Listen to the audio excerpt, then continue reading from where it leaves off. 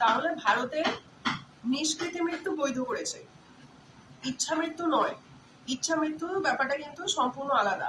আপনার বয়ফ্রেন্ড আপনাকে ছেড়ে দিয়েছে বা আপনার গার্লফ্রেন্ড আপনাকে ছেড়ে দিয়ে একটা বড়লোক ছেলেকে বিয়ে করে নিয়েছে, আর আপনি গিয়ে আদালতে বললেন যে আমি তাহলে আমার ইচ্ছা মৃত্যু চাই, আমাকে কোনো পেনলেস ইঞ্জেকশন দিয়ে আমাকে মেরে দিন, হ্যাঁ আমি আর বাঁচতে চাই না, আমার বাঁচার সব মিটে গেছে। এটা কিন্তু আপনি কখনোই পারমিশন পাবেন না ভারতবর্ষে। এখনো পর্যন্ত এই ধরনের কোনো রুলস নেই। এটা ক্লিয়ার করে দিলাম। তাহলে সোশ্যাল মিডিয়াতে আপনারা যে লিখছেন ইচ্ছা মৃত্যু স্বেচ্ছা মৃত্যু, এই কথাগুলো অ্যাপ্লাই করবে না, অ্যাপ্লাই করবে নিষ্কৃতি মৃত্যু।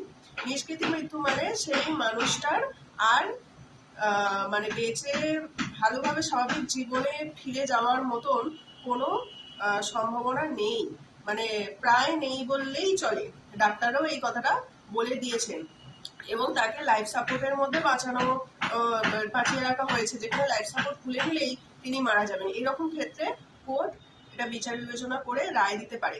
তবে এটা সবসময় কোর্টেই যেতে হবে না, যখন মানে প্রপার রুলস অ্যান্ড রেগুলেশন তৈরি যাবে, এটা নিয়ে যখন প্রপার আইন তৈরি হয়ে যাবে যে এই নিষ্কৃতি মৃত্যুর আবেদন কে করতে পারে। যে সে একটা রাস্তা থেকে এলো, এসে অ্যাপ্লাই করে দিল যে ওই লোকটা ওখানে পড়ে আছে, হ্যাঁ তো ওকে নিষ্কৃতি মৃত্যু দেওয়া, তা তো হবে না। তার কোনো ক্লোজ রিলেটিভ কে বা কোনো ব্লাড রিলেশনের মা বাবা, এরকম পুলিশের ক্ষেত্রে যেটা হয়েছে তার বাবা অ্যাপ্লাই করেছিল, মানে বুঝতেই পারছেন এরকম কার অ্যাপ্লাই করার অথরিটি থাকবে এবং কোন কোন ক্ষেত্রে মানে নিষ্কৃতি মৃত্যু দেওয়া হবে, কি কি মেডিকেল স্টেটে, ঠিক আছে, কোন কোন ইনস্ট্রুমেন্ট গুলো, কোন কোন মেডিকেল ইনস্ট্রুমেন্ট গুলো লাইফ সাপোর্ট হিসাবে ধরা হবে। যেমন এখানে হরিশের ক্ষেত্রে ওই যে ফুড পাইপটা, ওটাকেও মেডিকেল সাপোর্ট বা মেডিকেল ইনস্ট্রুমেন্ট হিসাবে ক্যালকুলেশন করা হয়েছে ওই হরিশের মামলাতে।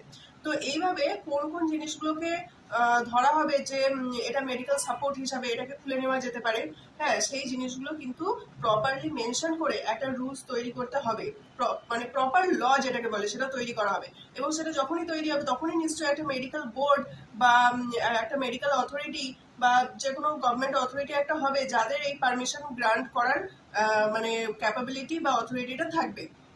তো তখন সেখানে কি অ্যাপ্লাই করতে হবে যে এই ব্যক্তিকে নিষ্কৃতি মৃত্যু দেওয়া হোক। তো আমি অ্যাজ অ্যান অ্যাডভোকেট আমি এই নিষ্কৃতি মৃত্যুকে সাপোর্ট করছি, কারণ মানে মানুষের এত কষ্ট করে যেখানে মানে আর বেঁচে ভালোভাবে স্বাভাবিকভাবে ফেরার কোনো চান্সই নেই, সেখানে মৃত্যু পর্যন্ত কষ্ট সহ্য করে যাওয়ার কোনো মানেই নেই। তো আমি এই ব্যাপারটাকে সাপোর্ট